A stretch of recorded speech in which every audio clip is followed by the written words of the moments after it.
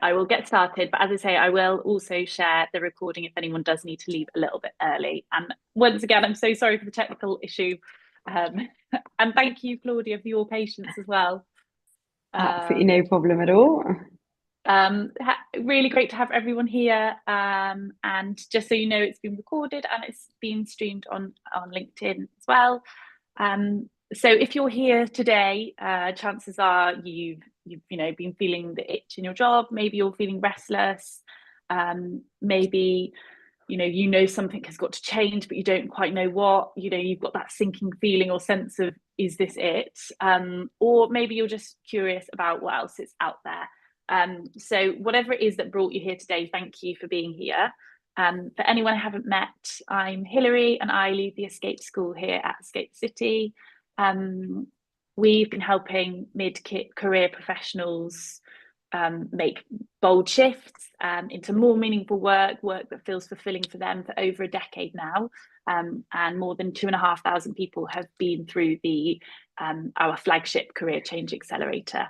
And today is a really special final Q&A session, a chance to hear directly from Claudia, someone who's been through the Accelerator program. And I guess the aim is to give you a kind of real look at what career change can feel like, the turning points, the wobbles, all those bits in between, not just what happens during the period of the program, but also what can unfold afterwards.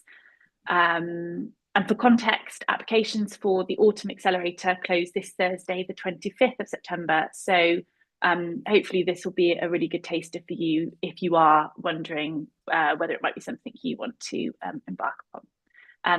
So thank you, Claudia, so much for being here.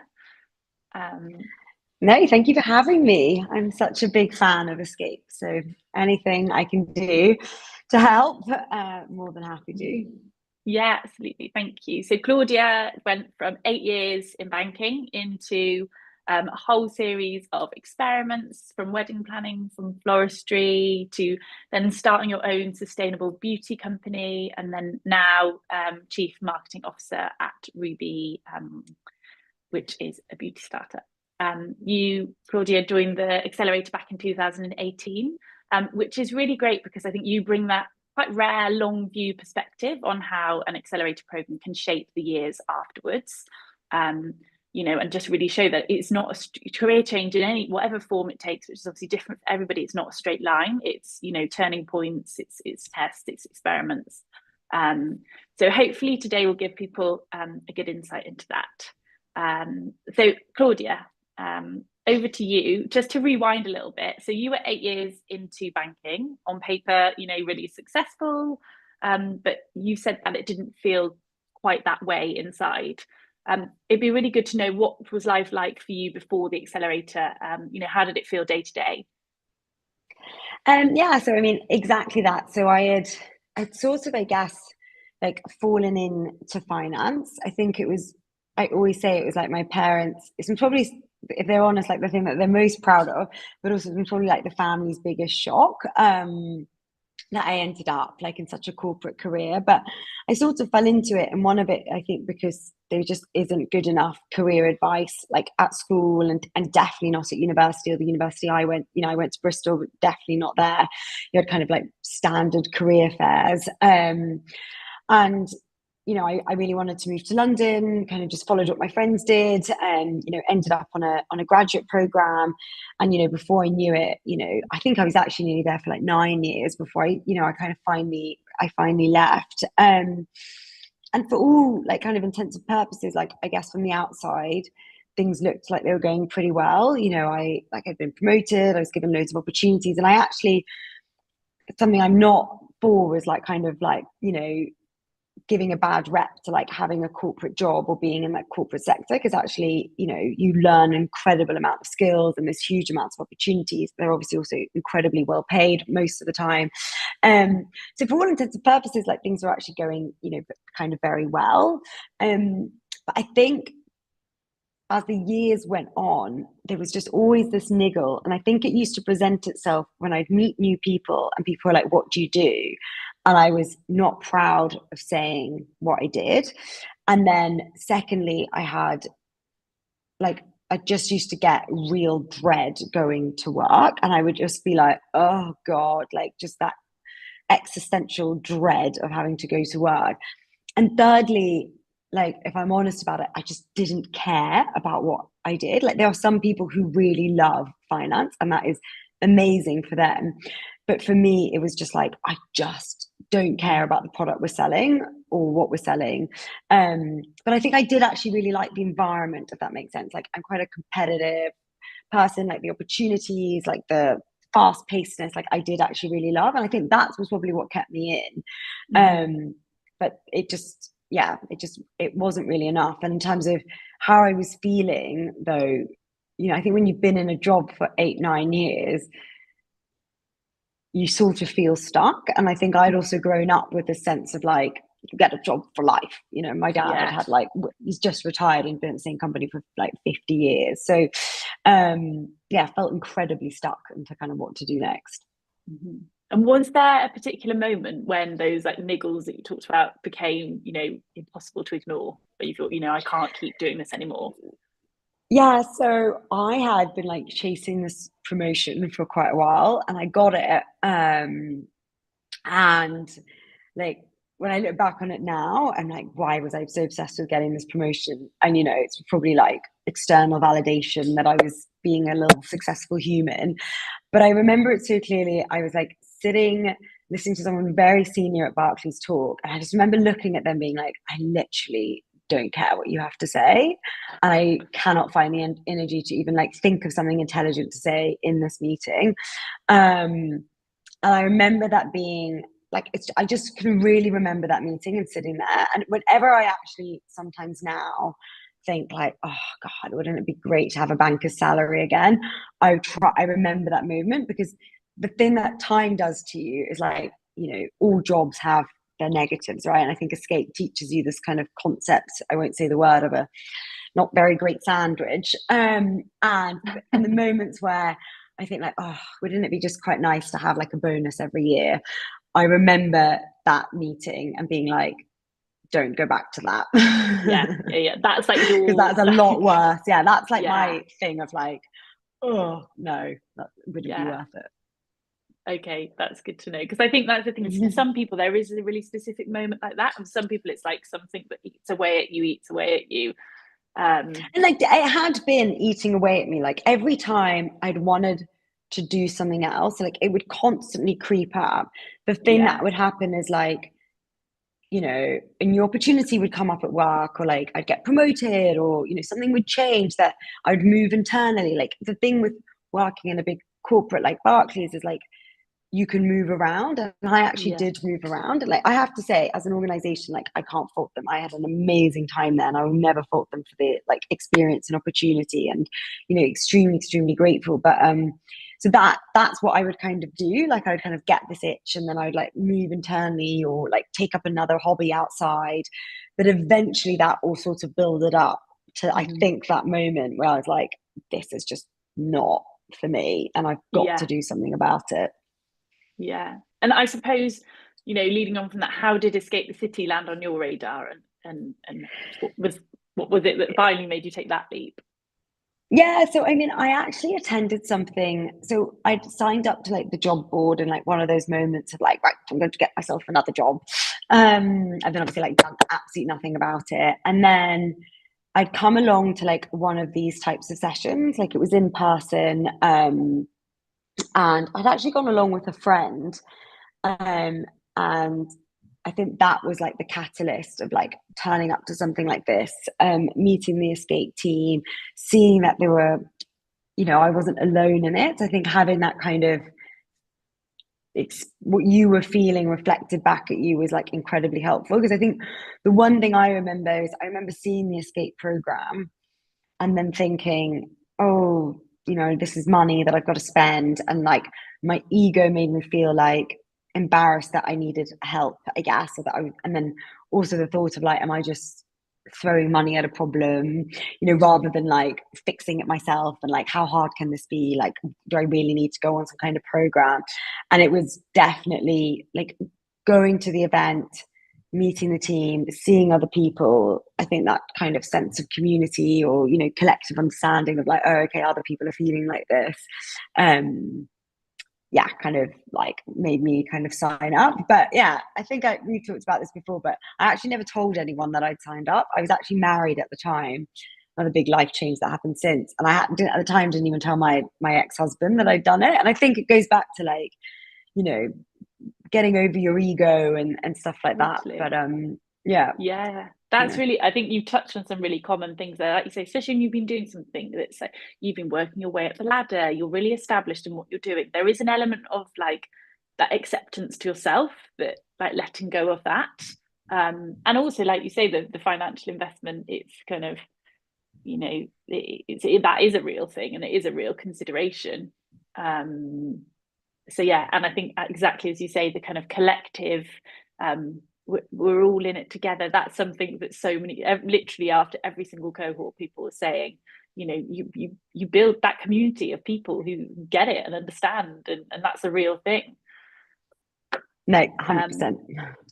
Just quickly, just to say to anyone who's just joined or has come in late because of the link issue, I'm really sorry about that. And if you've got any questions that you'd like to put to Claudia or to me, then just drop them in the chat or the Q&A, and we will come to them in due course. So just, I guess, in terms of your experience on the accelerator, Claudia, you know, we cover a lot in the weeks during the program, from mindset shifts to mapping possibilities and everything else in between. Was there a moment that really landed for you? Yeah, I mean, like, so for me, the course like changed my life, and I don't say that like, you know, easily. Like it completely is like changed my like mindset, and you know, like obviously in what I do and how I view what I do. I think the beginning of the course was probably like had the biggest impact on me. Like I really had set up my idea of like what success looked like, and I think that was unpicking that to like why I built that ideal. And in some ways it was like going, you know, it's like going to therapy. You know, for me, like it was like driven by like wanting to make my parents really proud, not feeling to let them down like I am, and still always be like the ultimate people pleaser. So I think that unpicking how I'd ended up in this career and in this situation and feeling stuck, and then kind of like accepting it and then being like, right, let's forgive yourself and just like move on, because sitting there kind of beating yourself up about it is like not how you're going to make any kind of change, was huge for myself. And then I think it was the actual tools around how do you then go about making that change, which I just think is so daunting when you're, you know, you've built yourself up in a career, and it's not just the tools in the sense of like how to do it, but also like the mindset you need to be able to go and do it. Because the reality is that you will be faced with, and I'm still faced with it, you know, I've made quite a big significant career change. I still have friends or, you know, people who've been doing the same thing, and like I look at them and I'm like, oh god, they're just doing better than, you know, they're further along than me, and they're more successful, and like why is it so stable for them? And it's hard to not be like, oh, you know, but I think the bit that Escape gave me was like, I'm not saying that those thoughts don't creep in, because like I'm still human, but I think it gave me the tools to remind myself, or the framework to remind myself of like, why did I make these decisions and why that's unhealthy, and you know, and like have that kind of way to then move past it and not kind of you know go down a you know depressing rabbit hole. So for me that was just, you know, huge. But yeah, and then obviously like I am obsessed as like someone who is a generalist. Like I don't think I have like a specific skill, and I don't say that in a kind of like I'm putting myself down way. Like I'm not someone who like always knew what they wanted to do when they were younger, or like, oh, Claudia was just amazing at maths, or you know, or something like that. And that's not to say I obviously don't have lots of skills, but I think having that, moving away from this concept of like not following your passion and this idea of curiosities, to me was just like mind opening, because I was like, okay, this is speaking exactly to how what I need to then feel comfortable to like go and build a career, and be able to do it. So yeah, I mean, yeah, that was probably the whole course actually. So not one moment, sorry. No, that's brilliant. And I think you were really like did kind of lean into that, that the kind of whole idea really is around like testing and experimenting, and you know, not having to pick one thing and be like, right, that's where I'm going. What you tested a few different directions. What was your favorite? So yeah, I mean, I did some like quite weird stuff. So I will say, just to be honest with everyone, I ended up did at the end of the course, I hadn't like, and I think this is something I would really make sure you let go of, is that you might not have the answer at the end of the course. Like the course is like, be easy on yourself, that it's not like in 10 weeks I'm going to be fixed and my career is going to be, you know, my next life is ready waiting for me. Like that's something I also had to overcome. I kind of really thought in, I think it was 8 or 10 weeks, like, right, this is going to be perfect and I'm going to be sorted. And actually that wasn't the case. And because that wasn't the case for me, I actually ended up taking a sabbatical at Barclays. I didn't go and like kind of find myself in Goa. Like I actually took the principles of Escape and like and mapped out this whole things that I was interested on, and took the framework of like finding the path of least resistance to go and try it. Again, not to say that it wasn't easy getting those things over the line, but one of the most hilarious things I did was I planned an escapee's wedding. So like I am someone who loves to organize things. I thought, this is it. I'm just like, I'm going to be an event planner. Like, this is my calling in life. Like, I love to organize. And like, holy mother of God, am I not meant to be an event planner? Because I have zero patience in other people making decisions. But it was really fun because I got connected with someone who's planning a wedding. And before I knew it, like I found myself on Saturday morning, like in Battersea Park at the bandstand, like with a clipboard and like organizing florists. And yeah, it was kind of mental. But what it did, I think the person before, what I would have done is like I would have like researched the wedding industry, and I would have like gone and built myself a website, and I would have like, you know, just gone down a complete different tangent, when actually the best thing to have done was like, that was quite a luck that came about. But actually it was such a great way to just, exactly as you guys had kind of taught, like to go and test it. And actually the bit that I had romanticized about all the fun of like planning things, the bit that I completely unthought of was that I had to plan other people's things, not my own. And that was not going to work. But yeah, it was hilarious. I'm still in touch with the girl, and sometimes I'm like, it's just so weird that I organised your wedding. That's brilliant. I feel like that's definitely one of the best experiments to come out of the accelerator. I was just going to say that you said about kind of after not being just that period of the program, and I think it's such a valid point.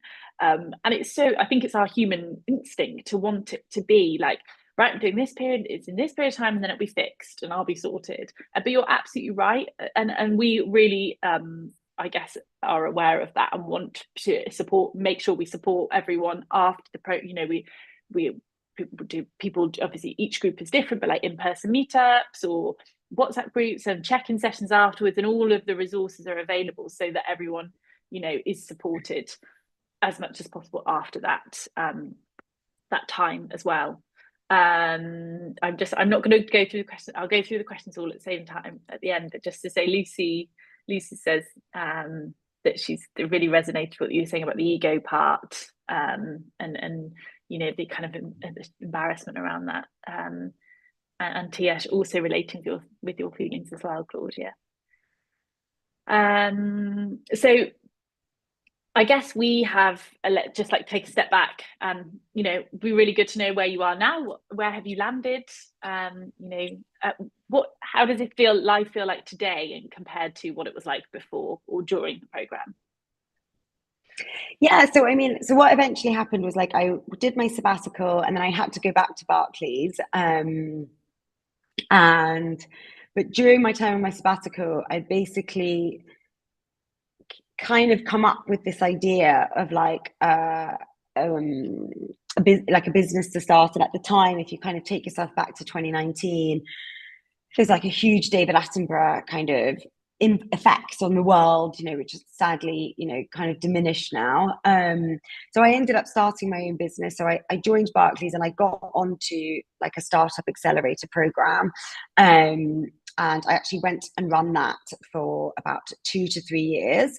So like I left Barclays just before COVID, which was potentially the worst time to leave a full-time job and go start your own business. But, hindsight, you couldn't really, no one had that kind of foresight. So that whole experience of COVID was incredibly interesting because obviously I'd left my job, I was starting this business. And then like was on this accelerator program, and I did that for about 2 to 3 years. And then during that time, like some personal stuff happened as well. So like I got divorced, and ultimately kind of led that the business had to shut down.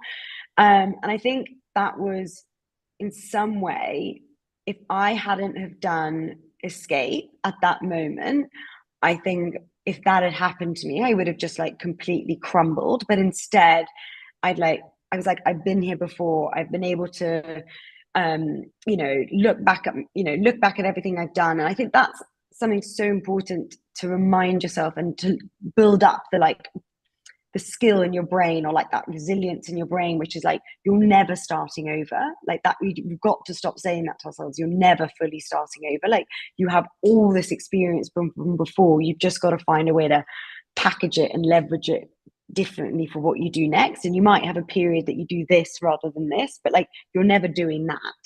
And I think if I had never done Escape in that moment, I would have never been able to look at like, okay, I've just launched a startup, we like raised quite a lot of money. I had a team. I built a product and a website, and I've done all this marketing. And actually reflecting back on that startup, and I was like, what is the part that I loved the most? And I was like, the bit that I loved the most was doing the marketing of it. So perhaps maybe that lets me like combine kind of commercial strategy, creativity, which is all the stuff that actually I had at Barclays, the kind of commercial strategic part, but I just no creativity. And then obviously starting a business, you're like, could be as creative as possible. And I was like, maybe this is actually the answer. But if someone had said to me when I was on Escape, you should go and be in marketing, I would have been like, absolutely no chance. So it's so interesting. There's a saying that you guys use around like your dots joining up, and like that's all that experience that then led to, I got a job at a food company. I was there for just under 18 months. The business got sold last year, and then I've joined Ruby. And what's so funny is that I've known Ruby, and so Ruby is basically an on-demand at-home beauty and wellness service. You can get any beauty treatment you want at home.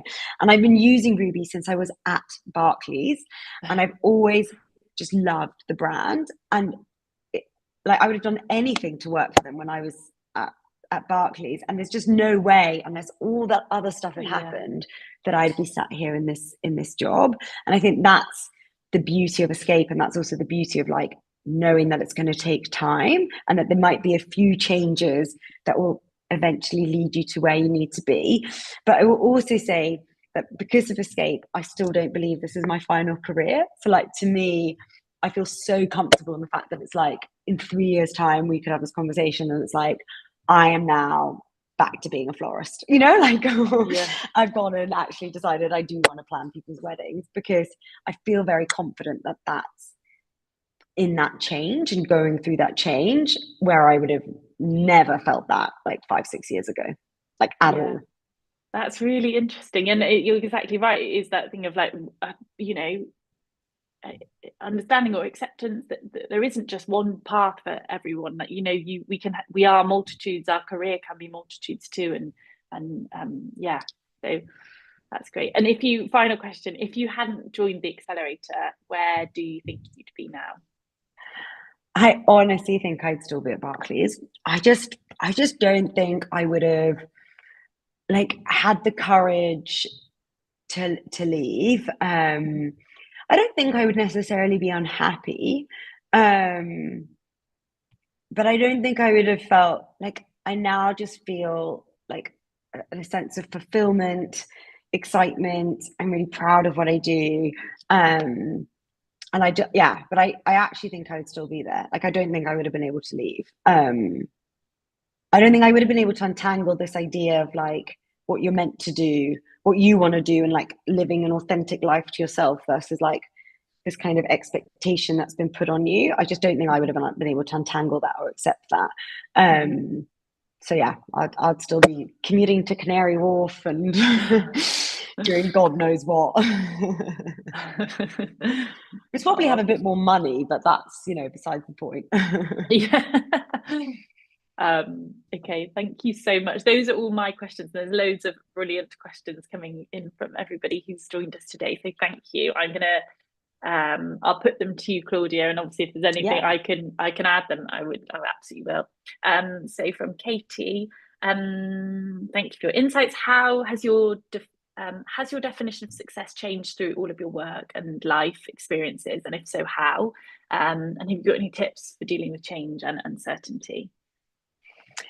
So yeah, I mean, my actual, like, I don't know if this is still the case because obviously the accelerator, I did it, quite a while ago, but at the end of it, you had to kind of write this presentation, and I actually did mine on this course has made me completely redefine my definition of success. Like, I actually think I'm now feel a bit embarrassed by it and can't actually relate to that person anymore. But it was definitely driven by like, earning loads of money, having a super senior title, high disposable income, living that kind of sort of lifestyle, like my parents being like, oh yes, Claudia's off to a little banking job. And now, like, look, let's not, I'm not being dishonest, obviously it's, everyone needs an income, but I think my definition of success is just so much more built to being like, do I want to do this, and does this make me happy?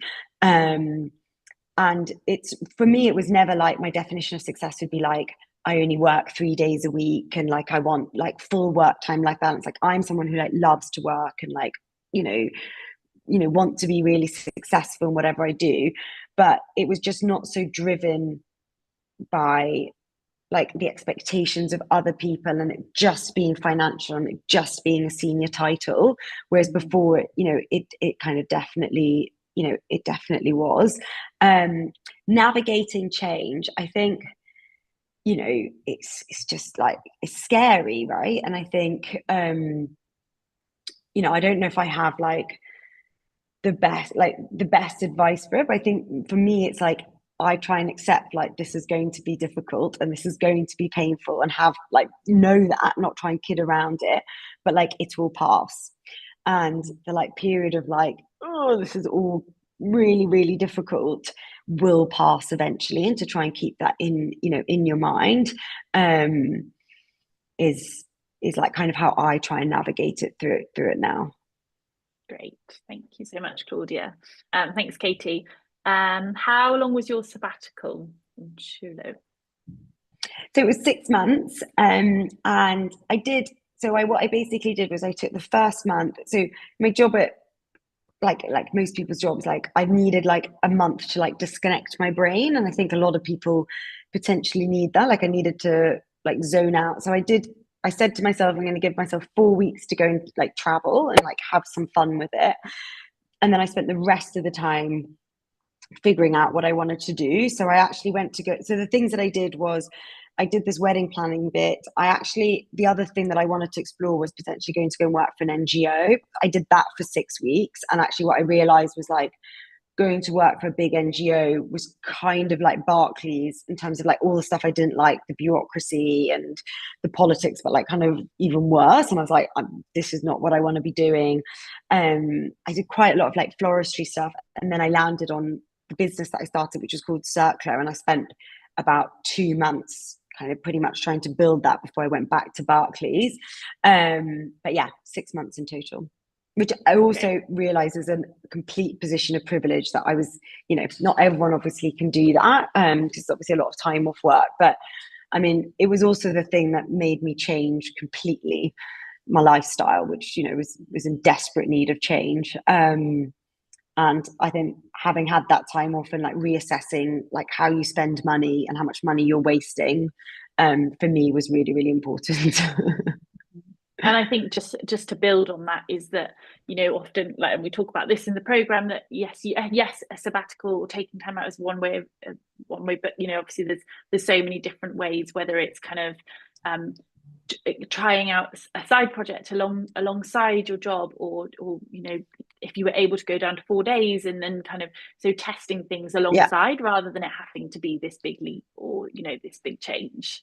Yeah, because I think you have to make sure that you can financially, like, I made changes. I started dog sitting during my sabbatical and like did all sorts of like weird and wonderful things to keep up income, but that's not the reality for most people. Like, at the time I was married, I had a partner who could help with the mortgage, I had savings. But if I was to think of myself now, where I don't have any of that, there is no reality that I'd be able to take 6 months off work. So like, I talk about that, being able to do that from like a huge point of privilege. But I even look at myself now, like, I couldn't take a month off work because I wouldn't be able to pay my mortgage. So yeah, you've got to and do money what's is one right of the for you. biggest things that holds people back. And almost everyone that joins has some kind of anxiety around whether they can afford a change or what it might mean for their lifestyle. And as Claudia, a lot of what we do is helping people kind of, I guess, separate fears from facts and find creative ways to make progress without it being a huge like risk. And letting go of like,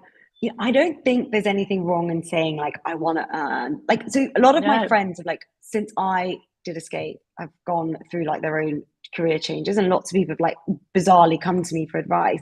And I've always said to them, like, there is nothing wrong with saying, like, this doesn't mean you need to go and like change your career and then like, not make any money, right? Like, those are not things that like have to be, they're not equal to each other.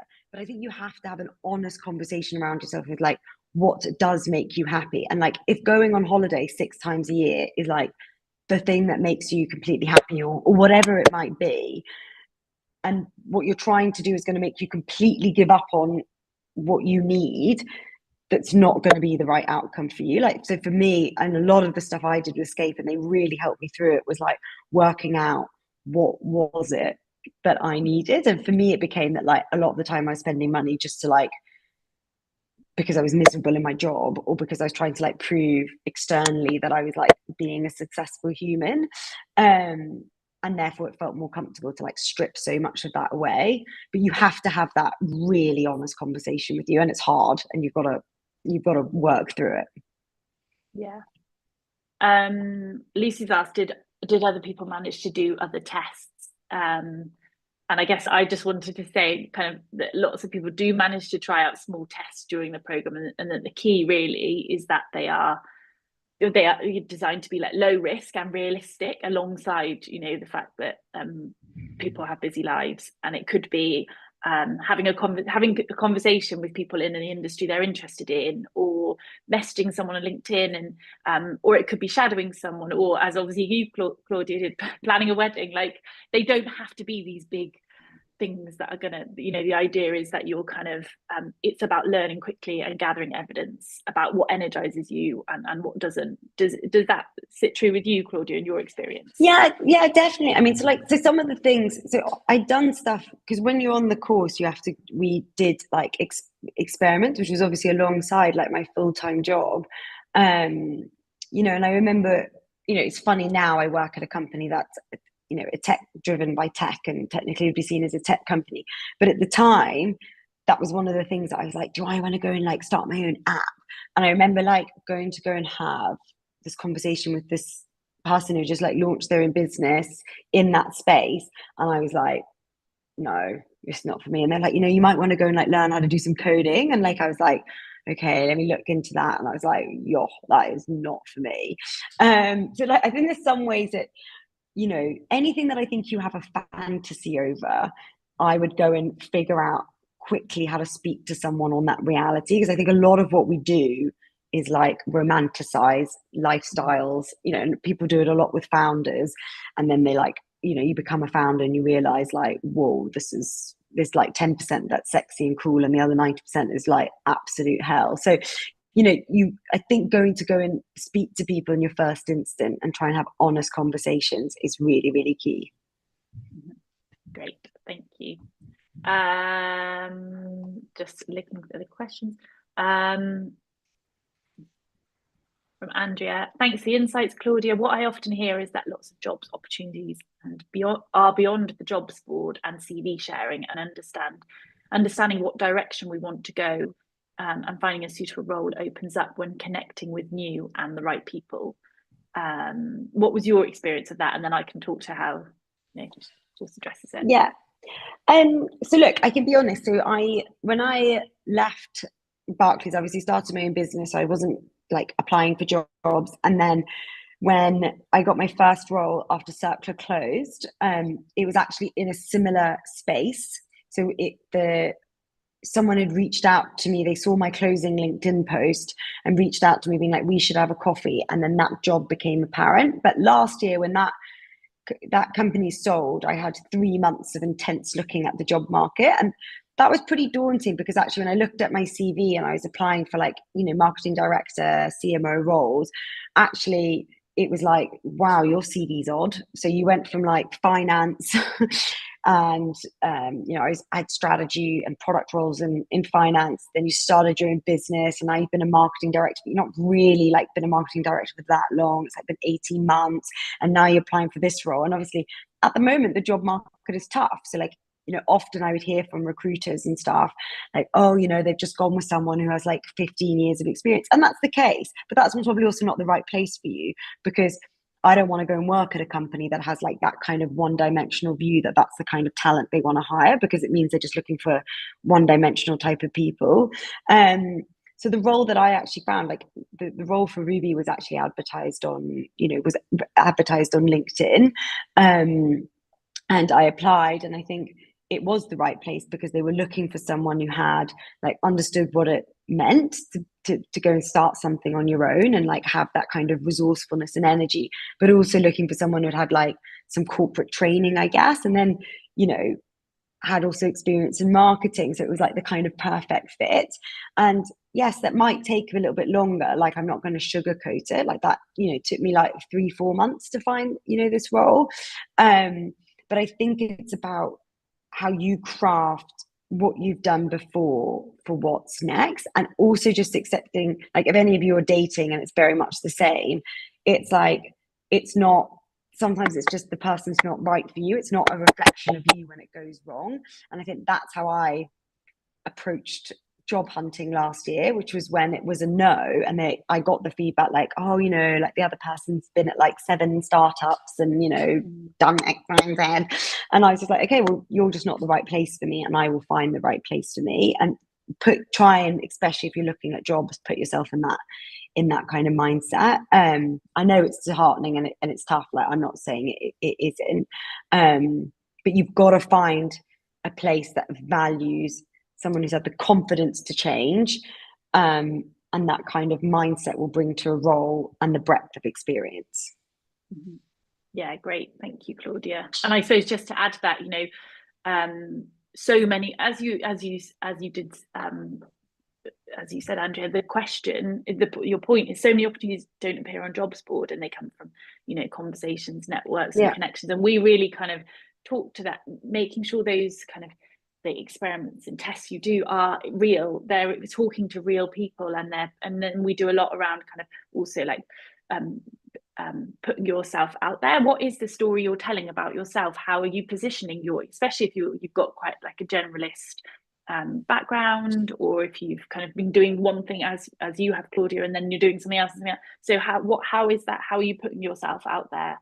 And telling people and selling the things about yourself, all of those kind of strengths that come from having all those different kind of experiences.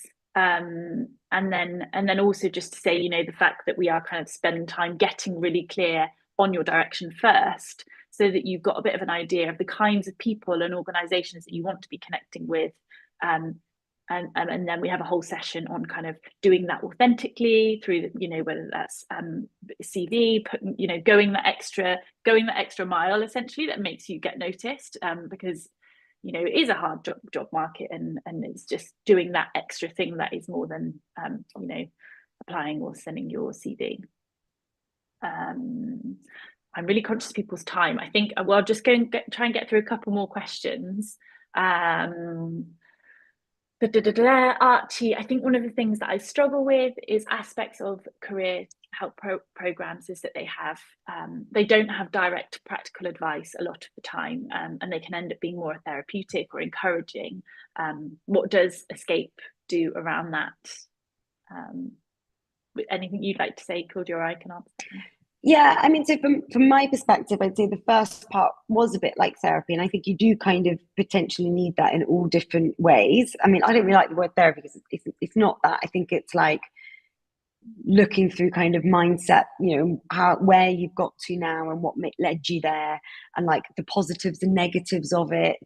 What would you like to have? What would your ideal day look like? You know, and there's some good scenario setting that you kind of do there, which I think just gives you a good foundation that you can kind of come back to. I would say the other 70% of the course is frameworks exactly like that. I mean, at the time it wasn't relevant for me because I knew I didn't just want to be applying for jobs. Like I joined Escape kind of thinking that I'd want to start my own thing. Like I didn't have this like, I want to move from banking to be a graphic designer and help me do that kind of thing. But so much of it was like, how do you sit and rewrite your CV to make that job application, you know, to make that job application? How do you even go about doing those experiments? So I would say 70% of it was practical ways. And like, obviously not everything's going to be 100% relevant for every single individual case. But all of that work, I mean, look, it's been what, 5-7 years since I did it, and I can still remember like all of it. So I think that's like an amazing testament to what you will learn. Great, thank you, Claudia. And yeah, and just to add to that, as you say, yeah, the first kind of part is that introspective part, which you know, you is useful and is needed. But actually, the way the accelerator is designed, that there is a deliberate balance of both. And actually, by doing that kind of that initial couple of weeks of reflective, introspective work, it then gives you the kind of direction and focus to move forward into the more rest. The time is really, yeah, as you say, practical and applied, mapping options and testing experiments in the real world. And then Lucy, how many other people also successfully change career? I wonder that I'll do the course, it'll just reinforce what I know about myself, you know, my values and what I enjoy doing, but still not deliver in terms of really helping me in doing a career change. So I can't speak for the exact numbers from like my cohort, but all I will say is like, I think it's amazing that you've already got like such a foundation understanding of your values. But I do think so for me, like I need accountability. And I think having the course will give you the structure to be able to like have accountability to then go and do the doing, which sounds like maybe that's the part you're getting potentially stuck in. And I think giving you the tools and like, you know, I remember the one commitment I made to myself, which was I'm going to spend this money. I'm not going to be a flake. And I'm going to put all my energy into it. I'm going to turn up to every session. I'm going to do every single piece of homework that's required of me. And I'm going to do it with time. And I'm not going to be, I guess, you know, nowadays you can use ChatGPT for anything, but, you know, I'm going to invest in this and I'm going to do it, even if some of it is cringe and uncomfortable.